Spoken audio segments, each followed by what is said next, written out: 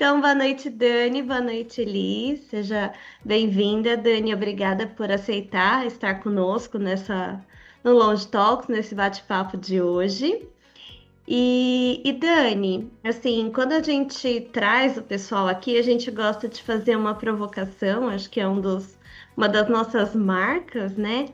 E aí eu queria te provocar um pouquinho, né? E pedir para você falar quem que é a Dani, mas não a Dani profissional, né? Porque a Dani profissional, geralmente a gente costuma colocar a nossa profissão à frente de quem nós somos, né? Mas a gente quer conhecer a Dani. Conta pra gente, Dani.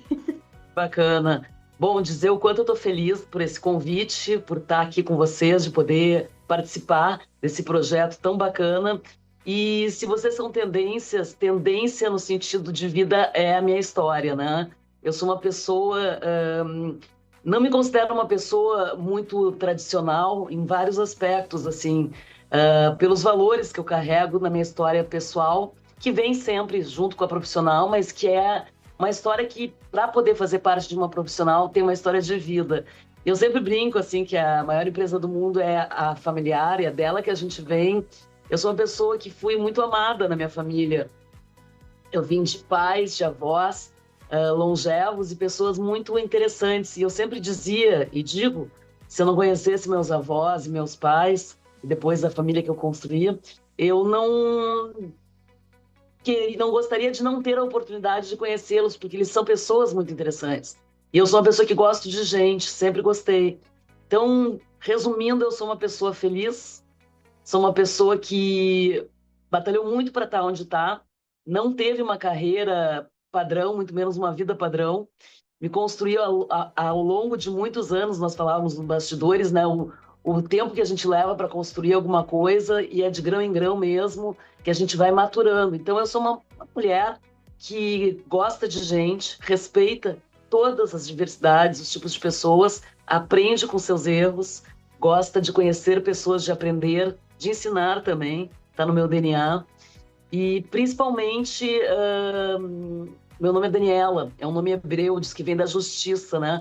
E eu me considero uma pessoa, uma mulher, uma profissional justa. Eu gosto da espontaneidade, mas eu também gosto muito da transparência.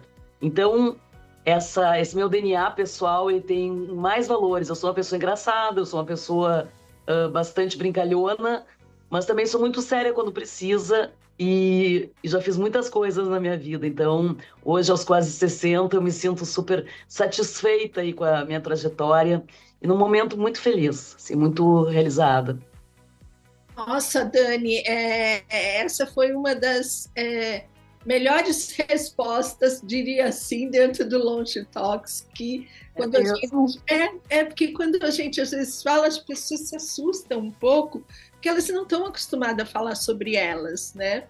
E você foi tão verdadeira, muito obrigada, porque trouxe aí é justamente esse olhar da Dani apaixonada, que eu conheço, né, um pouco, não conheço total, mas dessa Dani apaixonada pelo que faz, que eu vou começar aqui já de cara. Dani, quando você se viu fazendo o que você faz e construindo isso de forma a falar assim, putz, nossa, esse é meu propósito, é isso que eu quero e como eu vou fazer isso.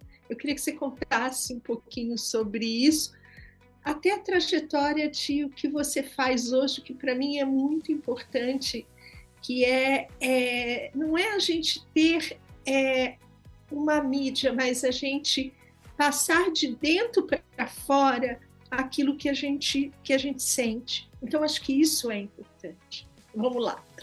Muito legal a tua pergunta, muito importante, porque as memórias e as histórias me movem desde que eu nasci. Eu sou uma pessoa que eu cresci já num ambiente de muita cultura, muita riqueza, como eu disse, muito amada. Então, assim, quando tu me pergunta, né, como é que eu cheguei até aqui, tem uma história. Essa Daniela que eu sou hoje é uma Daniela que foi muito incentivada na vida, na infância. Como eu disse, eu fui uma criança muito amada pelos meus pais, pelos meus avós. imigrantes judeus que vieram da Polônia e da Alemanha, mas não eram pessoas convencionais. Eu não cresci num ambiente em que, mesmo meu avô tendo estudado por parte de pai para ser rabino e acabou não sendo, o ambiente familiar ele era muito quente, muito cheio de vida, muito artístico, muito cultural. Então, toda a minha veia judaica está muito ligada. Eu não sou religiosa, inclusive namorei um judeu na minha vida e não casei com um judeu, mas meu marido é bem mais judeu até que eu, em vários aspectos. Eu sempre gostei de conhecer gente. E muito cedo, estudei em colégio israelita, mas também conheci outras tribos. Eu senti a necessidade de conhecer a vida. E muito cedo, por coincidência, hoje à tarde, eu vi uns vídeos com a minha mãe, que ela quis ficar comigo um pouco e foi maravilhoso, do Fred Astaire, do Jim Kelly, da Deborah Kerr, né? Aquelas épocas maravilhosas de sapateado. E eu, com 7, 8 anos, já era baliza no colégio. Eu queria dançar, eu queria me expressar, eu já tinha um jeito, já era uma criança com personalidade, e eu queria conhecer o mundo. Cedo isso bateu em mim. Então não foi fácil para meus pais ter uma filha como eu, não foi fácil. Eu dei muito trabalho. E nesse trabalho também afloraram muitas coisas. Eu queria ser atriz, eu via a Cláudia Raia no Chorus Line, um musical, e eu queria ser atriz, eu fiz teatro, eu trabalhei como bailarina borracha, eu fiz muita coisa, até entrar na educação física por influência familiar, uma família que sempre foi longeva. Meus avós juntos, cada um viveu 100 anos, um com envelhecimento, minha avó com envelhecimento robusto, saudável até o final da vida praticamente, mas meu avô teve Alzheimer e eu já trabalhava na área. Então, assim, todo esse incentivo, esse grupo de pessoas, a família cheia, muita gente, né? Muita coisa na década de 70, 80, anos muito diferentes dos que a gente vive agora, foi uma efervescência, uma injeção de até um pouco demais, eu diria. Então acabei fazendo magistério, depois de passar por muitos colégios, porque eu queria viver, eu queria conhecer, eu queria, né, viver a vida. A década de 80, tu sabe que foi uma década muito diferente do que é hoje. E eu queria entrar no cinema e ver filme Hair. E eu era uma pirralha, que a gente chama de pequena, né? Uma menina de 13, 14 anos. Né? E eu já estava, naquela época, a mil pelo Brasil. Nessa época, a gente pegava carona de caminhão. Então, era outra época mesmo, mas era perigoso. Então, essa sede por viver sempre teve presente em mim. E aí, fiz teatro, queria ser atriz, não consegui dar continuidade, acabei fazendo magistério, retornei para o colégio israelita, fui a única pessoa a sair do colégio com 20 anos de idade, eu acho que na história do colégio israelita brasileiro do Rio Grande do Sul e de Porto Alegre, mas já sabia que eu queria fazer educação física, e aí foquei e entrei na educação física, mas sabia que eu não queria ser uma professora, nada contra, no modelo que eu conhecia de academia. Nisso, eu fui descobrindo a saúde como um modelo importante. E aí tive a minha empresa junto com grandes incentivadores da minha família e da minha sócia da época, pela família dela, que nos ajudaram. Meu pai era um cara fantástico, escritor, empresário, jornalista, né? Foi uma pessoa bastante ativa aqui no Rio Grande do Sul. Trabalhou também na Zero Hora, fez jornais por aqui. E toda essa veia de arte, de cultura, foi muito importante na minha vida, e isso me ajudou muito. E aí eu entrei na área de saúde, já começando a educação física e trabalhando com pessoas, porque Porto Alegre, final da década de 80 para 90, tinha muito foco nas doenças, como tem até hoje, mas na parte de cardiopatias eram empresas para ajudar pessoas que tinham tido algum tipo de comprometimento cardíaco e tinham que botar um stent, né, para poder ficarem bem. E nós iniciamos em Porto Alegre algo que não existia praticamente, eu diria, em todo o Rio Grande do Sul, que era a prevenção, que é o que eu até hoje me inspiro e desejo, né, que é prevenção. Então, eu tinha 20 anos e com 20 anos eu já trabalhava com pessoas de 70, 80. E a minha grande mentora foi a Guilhermina Zimmermann, né? Que me perguntou com 18 anos, quando ela estava entrevistando para poder fazer os atendimentos a domicílio. Dani, tu gosta de gente velha? Nunca me esqueci dessa pergunta. Aí ela disse, eu olhei para ela e disse, Guite, aquele jeito adolescente, começando e querendo, né, tudo da vida. Eu olhei para ela e disse, eu gosto de gente, de todos os tipos. Né? Eu gosto de gente. Eu só não gosto de gente mal educada, mas o resto, que não é resto, eu gosto de gente. E ali foi meu início, né? Junto com a educação física, nessa área da gerontologia e da geriatria. Ela me deu didática junto com o magistério. Os grupos eram de mulheres, de 6 a 8 mulheres, no centro de Porto Alegre, quando o centro das cidades tinha outro, né? Era outro modelo, era muito rico ir ao centro, e as pessoas que moravam no centro já eram pessoas muitas vezes idosas. E eram 2 horas de atividades. Então a gente iniciava uma coisa geral, depois tinha um pouco de exercício físico, atividade física ali, elas não faziam exercício especificamente, porque não tinha uma regularidade até o momento, e depois um fechamento. E isso me deu um know-how fantástico, assim. Fora meu anjo da guarda, que é minha avó, né? Que está no meu coração, que está sempre comigo. Gostoso, né? Ouvir você contar isso com tanto carinho, assim, Dani. E pensando hoje, assim, hoje você continua nessa parte, olhando para a questão da saúde, eu vi que você escreve, né, sobre isso. E quais são suas perspectivas, assim, pensando num futuro próximo em relação à longevidade, para essa questão, principalmente de saúde mental, que a gente sabe, a questão da demência. Então, como é que você vê isso hoje no Brasil? E quais são o que você pensa em relação às perspectivas futuras para o que nós temos hoje, né? Em termos de políticas, em termos de tratamentos, enfim, do que se fala e de conhecimento também, né? Bom, eu sempre fui uma estudiosa, e mesmo tendo um irmão pós-doc, que foi muito que me influenciou, nós trabalhamos juntos quando eu fiz a minha empresa aqui no Sul, em 98 até 2000, em 93 a 98, essa empresa que era de prevenção e que já trabalhava, já tinha esse foco no adulto, né? Nós tínhamos 25, 24 anos, trabalhávamos com pessoas com mais história de vida e precisando desse olhar integrado, que na época se chamava O2, a Fórmula da Saúde, foi um projeto piloto. Eu digo isso porque, para chegar na longevidade que é hoje, como todos nós somos feitos de várias faces, ciclos, e esses ciclos a gente tinha um modelo que eu não me ajustava, um modelo estrutural em termos de escola, né? Tanto que eu saí do colégio com 20 anos de idade, e não foi diferente a minha história nesse sentido na minha formação. Eu fiz depois da educação física para poder me aprimorar e ter um olhar mais sistêmico, mais integrado, que é o meu formato de vida e de trabalho. Eu fui para a área biomédica do exercício, eu fiz faculdade na URGS também, daqui do Rio Grande do Sul, mas eu não tive, desde cedo, o olhar acadêmico, digamos assim, tradicional. Então, eu sou uma estudiosa, uma pesquisadora empírica, eu sou do mercado. Né? E quis tentar aprender com a pesquisa, mas foi muito difícil para mim. Depois, quando eu fiz meu pós em geriatria, gerontologia e geriatria interdisciplinar, eu tive muita dificuldade nesse modelo, mas foi um exercício muito importante. Por que eu conto isso? Porque estudar está no meu DNA para a vida toda, né? Eu adoro estudar e quero voltar a estudar.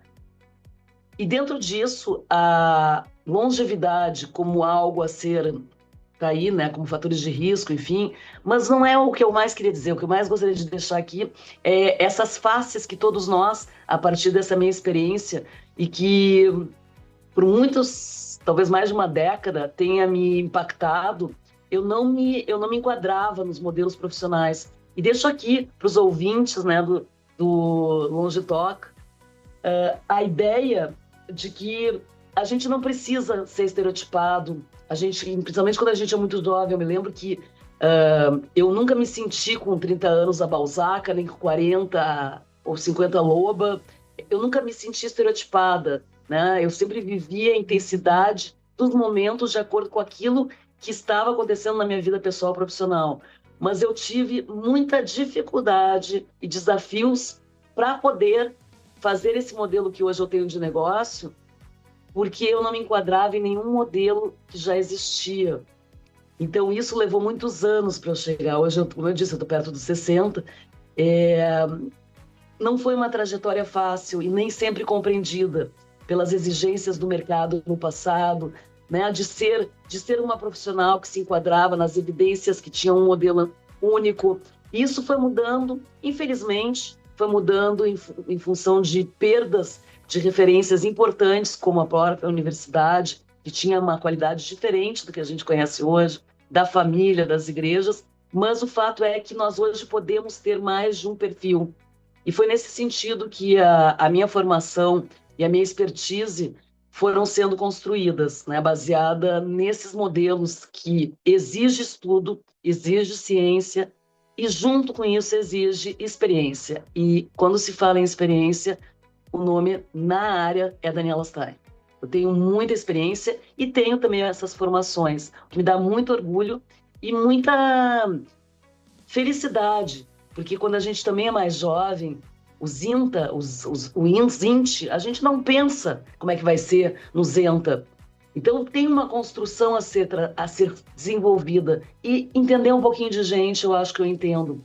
E foi baseado na minha experiência pessoal que eu fui construindo essas décadas e não pré-julgando as pessoas, mas construindo pontes com as evidências e com as experiências. E elas me mostram, agora respondendo ao que vocês me perguntaram, desculpe a prolixidade, eu gosto de cenários e de falar bastante, mas é para poder contextualizar mesmo. Se a gente olhar para 2012, que não faz tanto tempo, mais de 10 anos, mas em termos de tempo não é muito, a gente pensa no envelhecimento ativo, a Europa como referência naquele ano, né, o país considerado o país do envelhecimento ativo na Europa, e a gente vê como estava Portugal naquele momento. Como é que era? Muita gente idosa, pessoas idosas, velhas, muito pouco pessoas mais jovens, programas muito pouco focados no envelhecimento robusto, saudável e ou bem-sucedido, e uma necessidade de Portugal de se enquadrar, de entrar, de ser amparado pelo envelhecimento ativo europeu. E naquele tempo eu me lembro que quando começou a haver a transição e programas começaram a acontecer, se a gente faz um paralelo com a realidade do Brasil de 2012, né, com tudo que aconteceu, com todos os ganhos que o Brasil teve em relação à educação para a saúde e para o envelhecimento. E aqui, quando eu falo saúde, pessoal, eu estou me referindo à saúde social, física e emocional. Eu trabalho com as três juntas, né? A gente vê que o Brasil teve um grande avanço, mas, ao mesmo tempo, há uma grande lacuna. E aí tu para e olha para Portugal hoje, nossa, tem gente do mundo inteiro, a economia melhorou, mas tem grande número de suicídio entre idosos, super idosos. Tem um grande número de pessoas que estão tentando conseguir não ir para os asilos, que lá consideram asilos, porque elas são largadas lá e os filhos não vão ver. Então, a dignidade do envelhecimento ainda é um grande ponto de interrogação, né, para todos nós. Quem vai cuidar de quem agora e como nós vamos envelhecer para bem viver na velhice, né? Eu queria que você contasse um pouquinho desse outro lado que tem a Dani, né? Quando as pessoas conhecem o trabalho da Daniela Stein, mentora da longevidade, e em muitos locais está colocado assim, gestora / mentora da saúde em cuidados domiciliar / empresarial para geração ou pessoa 60, 80 mais. O que é tudo isso, né? Isso nada mais é, uma maneira de dizer, a construção desses anos todos em que, lá atrás, o exercício físico, quando eu comecei a fazer os programas Saúde para Bem-Estar, Saúde com Demências, o foco era o exercício físico e atividade física, mas já com um olhar na gerontoatividades. Como eu comentei no início, meu avô teve Alzheimer com 80 anos. E na década de 90, isso era realmente muito ruim. Era o asilo do asilo, né? As pessoas eram deixadas de lado pela sociedade. E ninguém entendia direito, né? Eu entrei na Associação Brasileira de Alzheimer em 2003 e estive durante mais de 15 anos constantemente em todas as funções de colaborações, e voluntariado e diretoria, a nível local, regional, Rio Grande do Sul e Brasil. Foi uma grande escola, onde eu coordenei, fui secretária, fui indicada para ser presidente e, infelizmente, não quis e não pude aceitar em 2019 para ficar com os meus pais. Porque depois do meu avô, e já trabalhando na área, com prevenção, mas com foco na saúde integrada, porque eu já tinha uma empresa com esse olhar, eu fui descobrindo que eu queria crescer. E o braço da educação física, do exercício como braço de político, no sentido de mudar a vida das pessoas, eu quis transformar a vida das pessoas de alguma forma, mas o exercício físico em si me pareceu ser uma das partes, e não o todo, que não é pouco, mas eu queria mais. E esse lado conteudista, junto com o meu lado bicho, uma ânsia, eu tenho muita criatividade, eu gosto de aprender, enfim, eu fui buscando novas coisas. E aí, desse modelo de programa, do exercício, de saber de algumas coisas que eu não gostava mais do modelo tradicional de trabalhar o exercício físico, eu fui buscando novas coisas. Aí morei em outro estado, fiz gerência em marketing, briguei com a profissão um período e me reinventei. Isso a partir de quando eu voltei para o Sul, eu fui fazer o pós em gerontologia e geriatria. Não pude, passei 10 anos brigando para me achar novamente, em todos os sentidos, dos 30 aos 40, por isso que eu sempre brinco que a vida começou aos 40, literalmente, né, após grandes desafios aí pelo passado. E quando eu começo a me reinventar com os programas, dentro de um contexto que na época era muito duro, com coisas que não eram padrão, eu vou entrando e vou aprendendo através da construção com evidências, com estudo e com a minha experiência que eu vou levando para as pessoas, que funcionava, que eu tinha uma metodologia de trabalho que eu tinha criado, que eu não precisava ter um quadro lá de tamanhas evidências, um negócio enorme. O que eu fiz? Eu fui compilando experiências junto com as evidências e criei, naquela época, o Saúde para Bem-Estar, que era um programa de prevenção, mas ele ia além do foco no exercício físico, que trabalha a dupla tarefa, que é importante essa questão do condicionamento físico através das valências, como força muscular, como a repetição, como a estrutura de um microciclo, 2 vezes, uma que seja, enfim. Mas eu comecei a ver que eu queria mais. E foi aí que eu comecei a me interessar por um outro tipo de modelo de negócio de vida, né, inclusive. E aí, como eu já tinha o pé lá na gerontologia aos 19 anos, eu resgato e volto, então, com tudo. Conheci o Dr. Kalash no congresso em 2014, em Veranópolis, e descubro, né, estou em pleno vapor no meu pós, e descubro o quê? A cultura do cuidado. E aí eu faço todo o meu pós em cima da cultura do cuidado e vou montando, vou desenvolvendo um modelo de trabalho que eu fiz. O que eu faço hoje? Eu tenho as mentorias, que são em que eu faço uma gestação, né? Uma gestão mesmo, um gerenciamento da vida conforme a necessidade da pessoa. E não é um modelo de envelheceres, né? Nós vamos ter vários. Quando é uma pessoa, eu tenho uma cliente hoje com 101 anos, que há 11 anos atrás as filhas me procuraram e eu tinha uma experiência no Curotel, em Gramado. Meu pai havia trabalhado com o pessoal de lá e me levou há mais de 20 anos atrás, quando o Curotel era diferente do que é hoje. E eu fui a primeira pessoa a fazer um estágio lá com lazer. Então, minha experiência com o envelhecimento, de estar com as pessoas que ficam velhas, ela tem uma relação de significado e de respeito muito grande. Eu enxergo pessoas, eu não enxergo idades, ou enxergo pessoas. E a partir da identificação de sentido, a gente trabalha remanescências, o lazer, e quando não é minha competência, eu indico para colegas, né? Então, se fez esse modelo de negócio, assim, que me dá muito prazer. E essa família, na época, eu disse, eu não sou TO, adoro TO, as terapeutas ocupacionais, mas eu não sou. Ela disse, Dani, nós queremos que tu trabalhe com a nossa mãe. Estamos juntas hoje, ela com 101 anos, minha cliente mais antiga.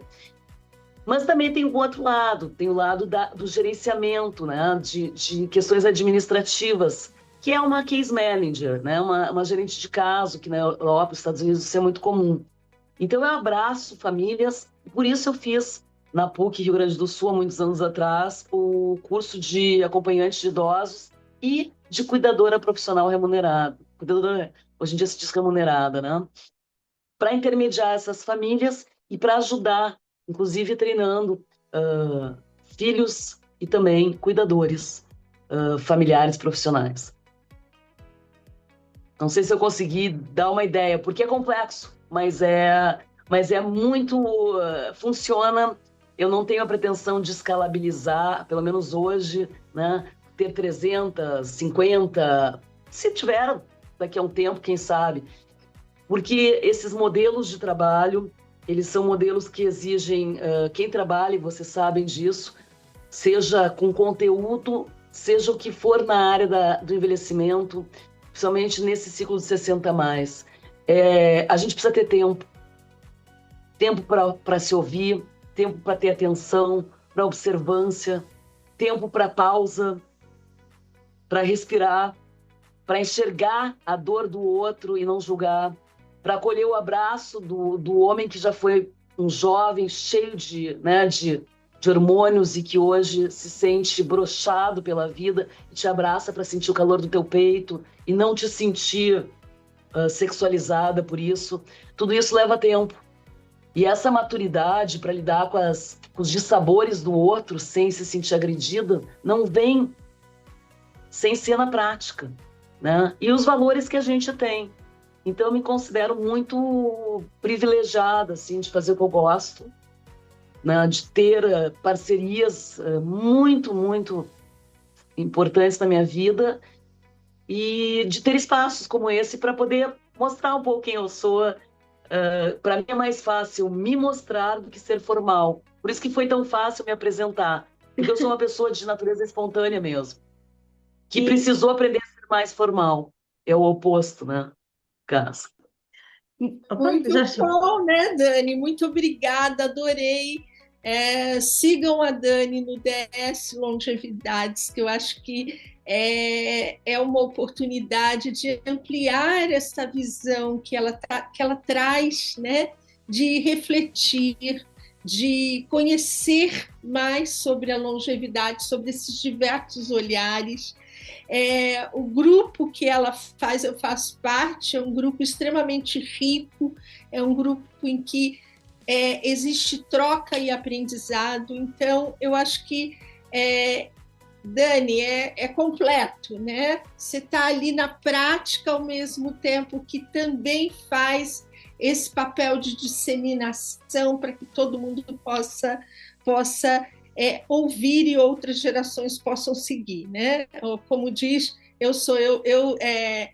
os nossos filhos e sobrinhos, netos serão a gente amanhã, né? Então a gente precisa ajudá-los nesse caminhar, né? Muito obrigada mesmo, Dani. Obrigada de todo coração. Dani. Eu adorei, viu?